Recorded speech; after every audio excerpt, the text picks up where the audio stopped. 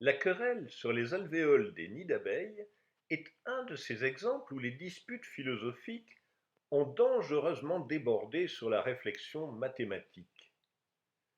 Nous sommes au siècle des Lumières et, bien sûr, Voltaire et sa misanthropie ne sont pas loin.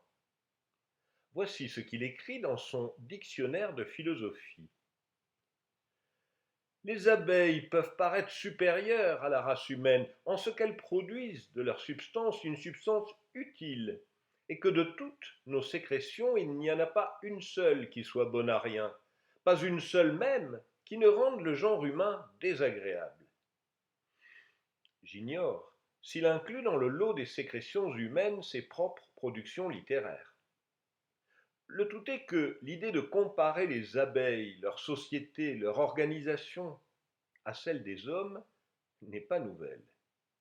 Comme chez Voltaire, la comparaison tourne souvent à l'avantage des abeilles, y compris en ce qui concerne la géométrie. Il n'est pas possible de faire l'histoire de la domestication des abeilles sans remonter aux origines de la civilisation. Ce magnifique bijou représente deux abeilles portant du miel. Il date de plus d'un millénaire avant Pythagore. La vision des gâteaux de miel comme un objet géométrique, un pavage hexagonal en l'occurrence, est probablement aussi vieille que la géométrie elle-même. Le témoignage le plus ancien que l'on en ait apparaît dans un livre d'agriculture qui remonte au temps de Jules César. Les cellules d'un rayon n'ont-elles pas six côtés, autant que l'abeille a de pattes? Les géomètres prouvent que cet hexagone inscrit dans un cercle englobe un espace maximal. Oh, passons sur le manque de rigueur de la formulation. L'idée de l'optimalité de la forme géométrique du nid d'abeille est bien là. Cette même idée sera à l'origine des problèmes isopérimétriques chez Pappus. Les collections mathématiques de Pappus sont la dernière grande œuvre des mathématiques grecques. Le livre 5 porte sur les comparaisons des figures planes ayant même périmètre entre elles et avec le cercle, et les comparaisons des figures solides ayant même surface entre elles et avec la sphère. Il s'agit d'abord de démontrer que, entre deux polygones réguliers de même périmètre, celui qui a le plus de côtés englobe l'aire la plus grande, et que cette aire est inférieure à celle du cercle de même périmètre. Voici ce qu'on lit dans l'introduction. Les abeilles ne reconnaissent que ce qui leur est utile, notamment que l'hexagone est plus grand que le carré et le triangle, et que, si la même quantité de matière est dépensée pour la construction de chacune de ces figures, c'est l'hexagone qui pourra contenir plus de miel. À la maison de la sagesse de Bagdad, au IXe siècle, Pappus a été traduit, lu avec attention et commenté. Les mathématiciens arabes sont donc parfaitement au fait du problème de l'isopérimétrie. Mais Thabit Imkura y ajoute un élément philosophique. Nous avons en effet considéré les cellules que produisent les abeilles avec la cire, et nous avons constaté qu'elles étaient toutes hexagonales. Quand nous y avons réfléchi et que nous avons pensé à la raison d'un tel fait, nous avons trouvé que la chose était des plus merveilleuses, et nous y avons vu l'indice de la providence la plus parfaite. L'explication de Pappus, reprise par Imkura, a toujours paru la bonne. Les abeilles construisent un pavage hexagonal parce qu'il optimise l'espace disponible pour une quantité de cire donnée. Soit dit en passant, transformer cela en un véritable théorème mathématique et le démontrer a pris de nombreux siècles. Mais il y a plus que le pavage hexagonal. Regardez le fond des alvéoles. Il n'est pas plan. C'est une sorte de pyramide renversée formée de trois losanges identiques. Pourquoi et comment? Oh, disons tout de suite que la question du comment est toujours loin d'être tranché par les spécialistes. Le premier à se poser la question du pourquoi est Kepler. Je vous présente dans une autre histoire son flocon de neige. C'est un petit bijou d'astuce et d'humour concentré en quelques pages. Sous prétexte d'offrir à son mécène ce qui pourrait être le plus proche de rien, Kepler se demande la raison de la forme hexagonale du flocon de neige et en profite pour nous offrir un époustouflant numéro de virtuosité intellectuelle. S'agissant de formes hexagonales, évidemment, les nids d'abeilles ne sont pas oubliés. Mais Kepler va beaucoup plus loin que Pappus. Si tu demandes aux géomètres sur quel plan les gâteaux de cire sont construits, ils répondront sur un plan hexagonal. Mais quand tu auras examiné la base des alvéoles, tu verras que chacune se termine vers le bas en un angle obtus, formé par 3 plans. De plus, il est à noter que le plan des alvéoles est double, avec des grilles dans des directions opposées. Le fond de chaque alvéole d'un rang étant inséré entre les 3 coins de 3 fonds des alvéoles de la seconde rangée. Le résultat est que chaque abeille a 9 voisines, séparées par des cloisons communes. Les surfaces planes du fond sont toutes pareilles, de la forme que les géomètres appellent losange. Kepler s'embarque alors dans une discussion sur les pavages de l'espace qui le mène en passant à la fameuse conjecture de Kepler. Il revient au bout de 4 pages à la structure des nids d'abeilles. Il n'élude pas la question de la finalité, non pas des abeilles elles-mêmes, mais de leur créateur. Kepler demande qu'avait-il en tête quand il a prescrit aux abeilles cette architecture. Concernant la forme hexagonale, il conclut, comme ses prédécesseurs, que le pavage en hexagone est le plus économe en cire pour une contenance donnée. Concernant les fonds, il remarque que des angles obtus sont plus confortables pour les abeilles et qu'elles travaillent 2 par 2 de chaque côté d'une surface plane. Ayant donné des explications pratiques qui lui paraissent raisonnables, il conclut un peu négligemment: ces raisons matérielles sont, je crois, suffisantes pour que je n'estime pas nécessaire de philosopher sur la perfection, la beauté ou la noblesse du losange, ni que je m'escrime à déduire des figures géométriques que l'abeille fabrique l'essence de sa petite âme. Nous nous y serions lancés si aucune utilité n'était apparue pour ces figures. Vous l'avez compris, Kepler n'estime pas que la forme des gâteaux de cire mérite un grand débat philosophique. Eh bien, le siècle suivant va lui donner tort. Dans l'intervalle, les techniques d'expérimentation et surtout les outils d'observation ont beaucoup progressé. Jan Swammerdam est hollandais. C'est un passionné d'insectes et un des pionniers de l'observation sous microscope.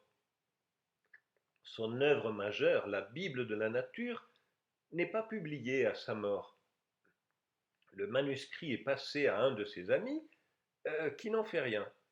Il est finalement racheté par Herman Boerhaave, lui aussi hollandais et un des plus grands médecins de son temps. C'est ainsi que la Bible de la nature de Swammerdam n'a été publiée que 50 ans après sa mort. Mais le travail était tellement novateur, les observations tellement précises, que la recherche de Swammerdam n'était toujours pas démodée 50 ans plus tard.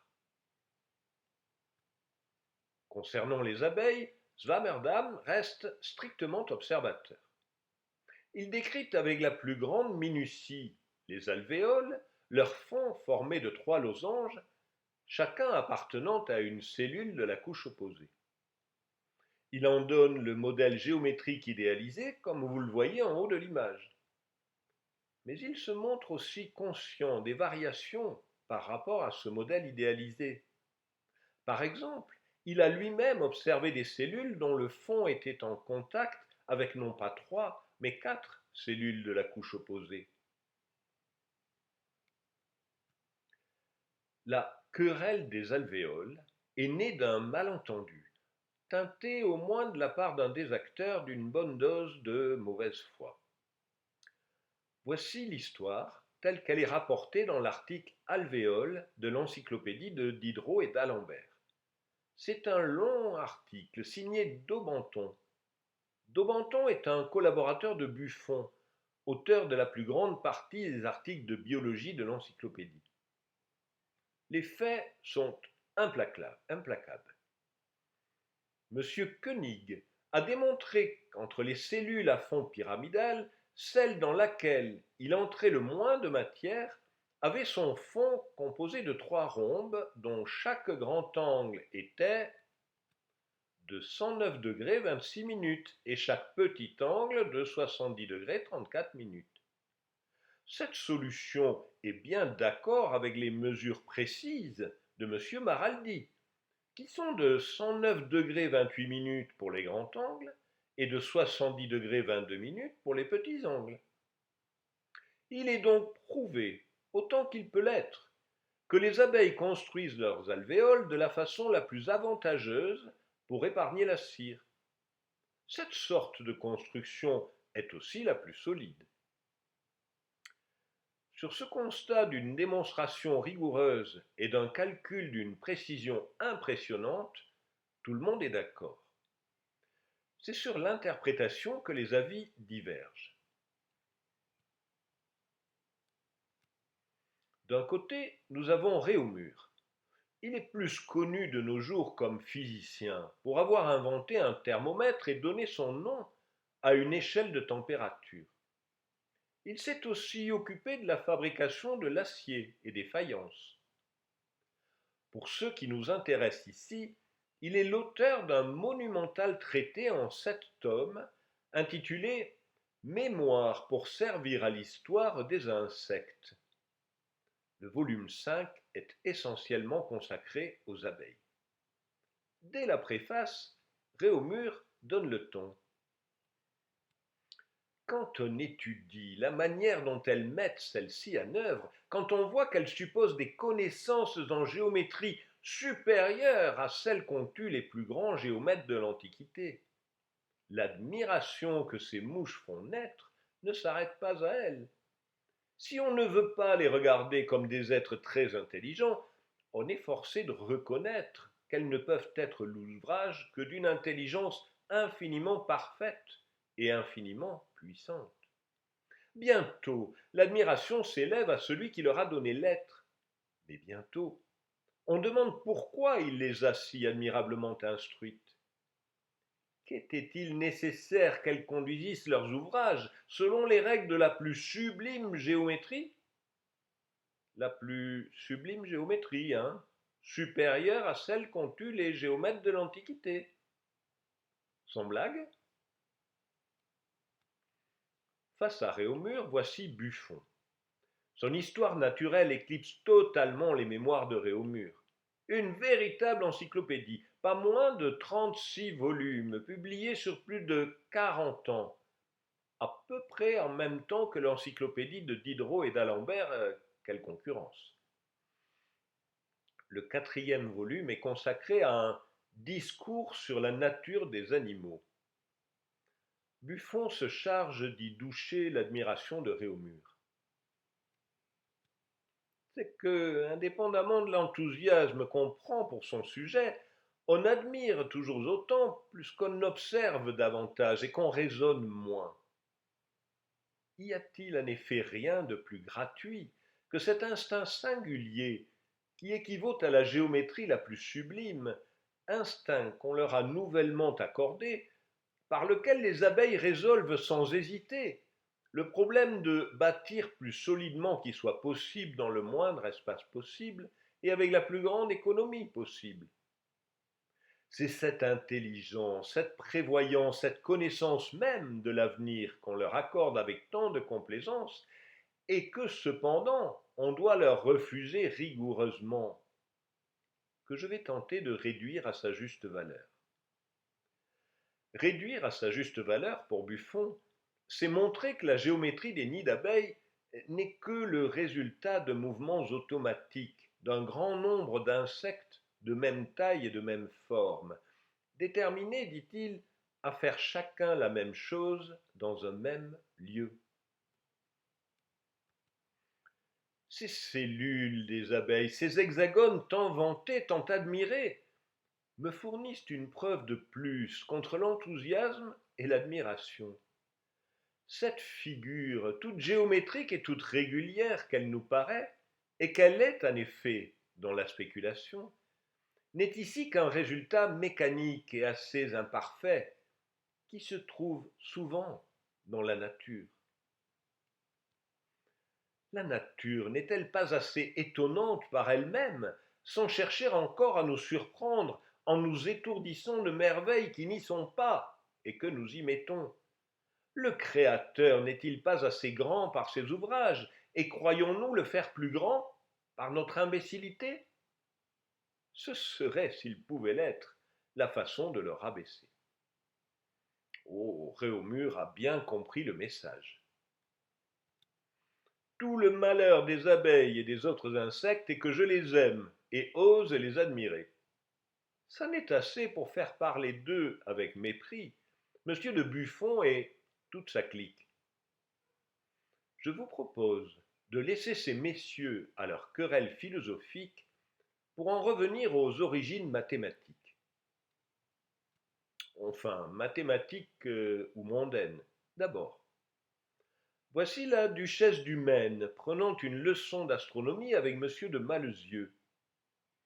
Depuis le début du siècle, elle a organisé dans son château de Sceaux une véritable petite cour autour d'elle.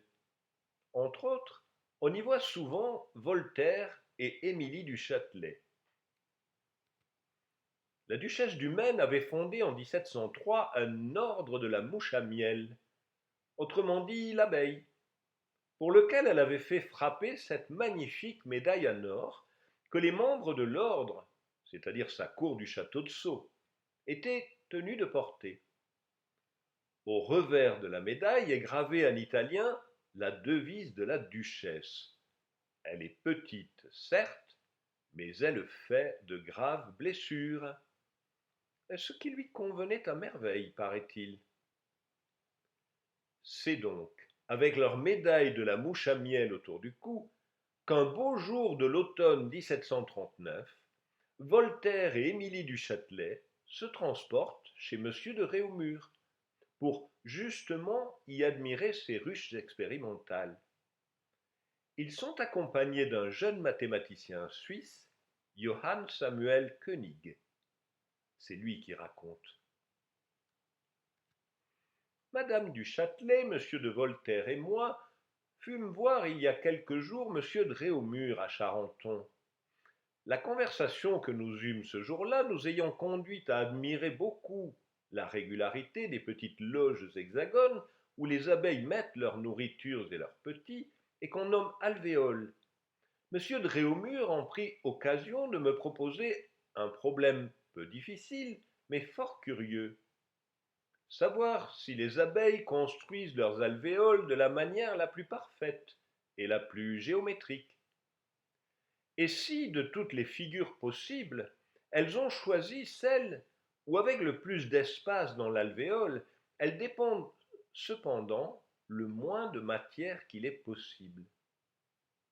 Oh, Koenig a une excellente formation mathématique reçue auprès des frères Bernoulli, en compagnie de Clairaut et Maupertuis.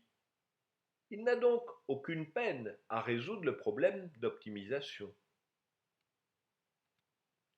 Pappus aurait été sans doute fort fâché d'apprendre qu'il y a plus de géométrie dans ces petites demeures qu'il n'en savait, lui et son siècle, puisqu'on y retrouve la géométrie des modernes et leur méthode de maximis et minimis.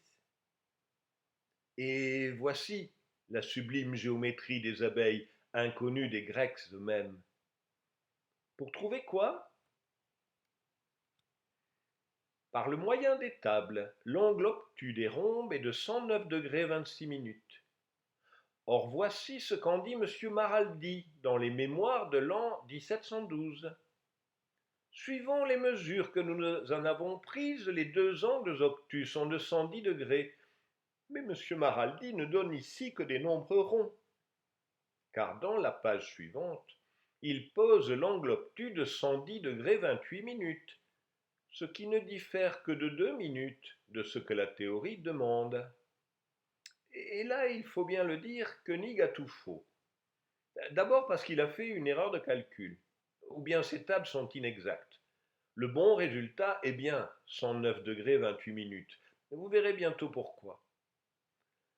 D'autre part, Maraldi a bien effectué des mesures qui lui ont donné 110 degrés. Compte tenu de la variabilité des alvéoles et de la précision des instruments, trouver 109 degrés 28 minutes, la valeur qu'il annonce ensuite, n'est tout simplement pas possible expérimentalement. Alors, que s'est-il passé? Maraldi le voici, c'est un neveu de Jean-Dominique Cassini qu'il a fait venir en France comme astronome. Et c'est lui qui joue le mauvais rôle dans cette pièce. Parce que les 109 degrés 28 minutes dont tout le monde croit qu'il les a mesurés, il les a tout simplement empruntés à quelqu'un d'autre, sans le citer. Ce quelqu'un d'autre, c'est Antoine Parent, un quasi-inconnu, qui a travaillé seul toute sa vie, s'est contenté du peu que lui rapportaient les quelques leçons qu'il donnait, n'est pas allé plus loin qu'une place subalterne à l'Académie des sciences. Mais il a produit beaucoup, sur tous les sujets, des milliers de pages. On a de lui 3 volumes de recherches mathématiques et de physique. Dans l'éloge qu'en donne Fontenelle, celui-ci dit « Cet ouvrage est plein de bonnes choses et n'a pas eu cependant un fort grand cours. La prévention ou l'honnêteté sur le peu de clarté de l'auteur, le peu de faveur qu'il s'attirait par sa liberté de critiquer, le peu d'ordre dans les matières, tout cela a pu diminuer son succès. Monsieur Parent était si abondant que quoi qu'il eût ce journal à lui, il ne laissait pas de se répandre encore dans les autres, dans celui des savants, dans celui de Trévoux, dans le Mercure. Et justement, l'article qui nous intéresse est paru dans le Mercure galant. Il est intitulé « Les merveilles des abeilles » ou « Analyse du fond des alvéoles dont leurs rayons sont composés ». Parent partage l'admiration de Réaumur. En examinant la figure du fond de ces alvéoles avec application, on trouve qu'elle renferme toute la perfection que l'esprit humain, muni de la plus subtile géométrie, peut imaginer. Car elles ont de toutes les figures qu'elles pourraient recevoir la plus régulière, par conséquent la plus belle et la plus aisée à bâtir, et aussi la plus logeable, à moindre frais, ou la plus spacieuse avec même surface, la plus aisée à s'y tourner en tous les sens, et en même temps la plus solide, qui est tout ce que le plus habile architecte pourrait souhaiter. Donc Parent est conscient du problème d'optimisation. Il le résout, certes, moins rigoureusement qu'avec le calcul différentiel, comme Koenig. Mais lui, au moins, ne fait pas d'erreur de calcul. Il part du principe que le maximum est atteint quand les 7 points du fond sont cosphériques, avec des angles sphériques au sommet, tous égaux à 120 degrés. Un petit calcul de trigonométrie sphérique plus loin, il arrive à la tangente de l'angle qu'il cherche, qui est égale à 2 racines de 2. Il en déduit l'angle de 70 degrés 32 minutes et son complémentaire, 109 degrés 28 minutes. Il ajoute aussitôt « Conformément aux expériences que les savants messieurs de Cassini et Maraldi en ont faites avec toute la justesse que des figures aussi petites que celles de ces alvéoles peuvent recevoir, car ces messieurs m'ont assuré les avoir toujours trouvées de 70 et de 110 degrés. Normalement, le savant M. Maraldi aurait dû, expliquer à l'Académie la différence entre des mesures qu'il avait faites avec son oncle et le résultat géométrique qui lui avait été donné par Parent. On ne lit rien de tel, pas plus dans son mémoire de 1712, quelques mois après celui de Parent, que chez ses successeurs. La fable de l'accord miraculeux entre le résultat rigoureux, mais faux, de Koenig et les mesures expérimentales de Maraldi ne sera remise en cause que vers la fin du siècle, et par un autre Suisse. Simon Lhuillier est citoyen de Genève, comme vous pouvez le constater. Il présente en 1781 à l'Académie des sciences et belles-lettres de la même ville ce mémoire sur le minimum de cire des alvéoles des abeilles, et en particulier sur un minimum minimorum relatif à cette matière. Oh, il exprime ses doutes avec beaucoup de diplomatie. Cet accord, même dans les minutes, des résultats déduits de la théorie avec ceux que M. Maraldi dit avoir déduits de l'observation, serait bien surprenant, surtout en ayant égard aux variations accidentelles qui ont lieu dans les figures des cellules.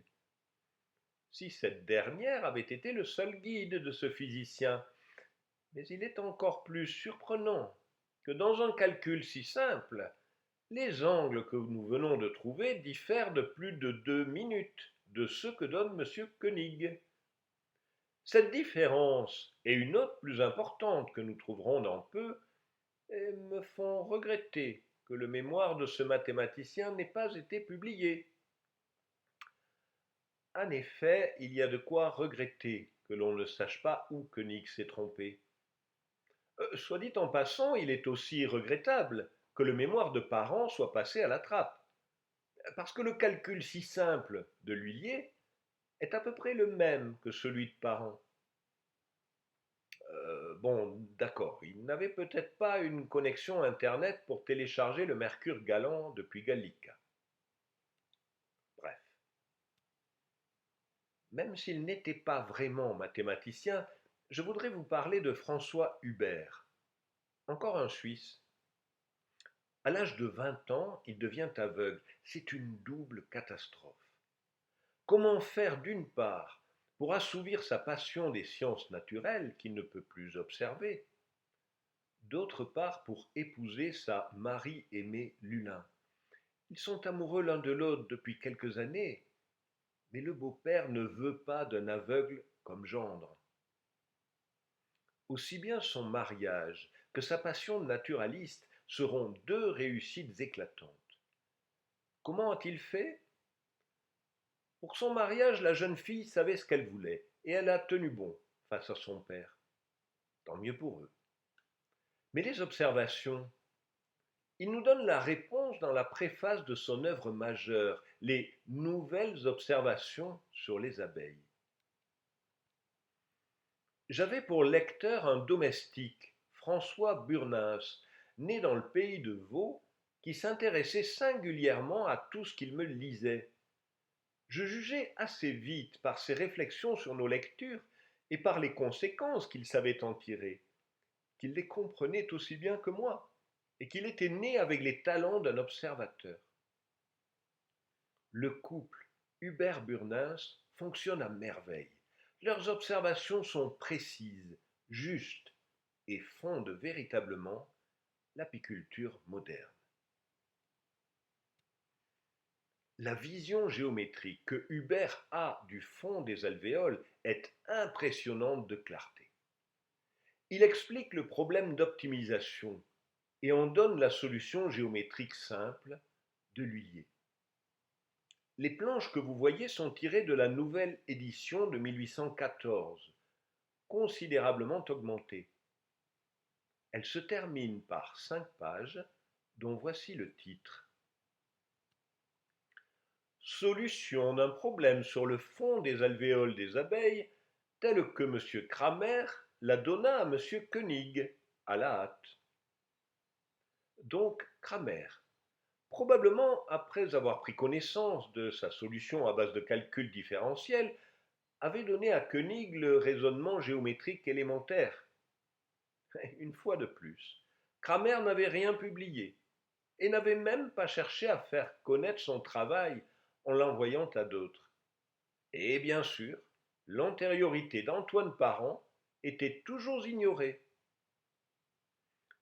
Et la querelle philosophique des alvéoles, elle n'était pas encore tranchée, même si la simplification du problème mathématique avait quelque peu terni l'image de géomètre sublime des abeilles. Encore un demi-siècle après Huber, Darwin, quand il expose sa théorie de l'évolution, ne peut pas éluder la question. Il faudrait être bien insensible pour examiner cette délicate construction du rayon de cire, si parfaitement adaptée à son but, sans éprouver un sentiment d'admiration enthousiaste. Les mathématiciens nous apprennent que les abeilles ont résolu en pratique un problème des plus abstraits, celui de donner à leurs cellules, en se servant d'une quantité minima de leurs précieux éléments de construction, la cire, précisément la forme capable de contenir le plus grand volume de miel. Qu'on leur accorde tous les instincts qu'on voudra, il semble inconcevable que les abeilles puissent tracer les angles et les plans nécessaires et même se rendre compte de l'exactitude de leur travail. La difficulté n'est cependant pas aussi énorme qu'elle peut le paraître au premier abord, et l'on peut, je crois, démontrer que ce magnifique ouvrage découle d'un petit nombre d'instincts très simples. En résumé, Darwin déclare Buffon vainqueur de Réaumur par chaos. Je persiste à croire que le grand perdant de toute l'histoire est quand même Antoine Parent, dont le magnifique mémoire a été complètement zappé. Enfin bon, au moins pas dans cette histoire. Allez, une dernière fois, avant de le renvoyer au purgatoire de l'oubli, Antoine Parent est le premier à avoir calculé les angles du fond des alvéoles des abeilles. Voilà, c'est dit.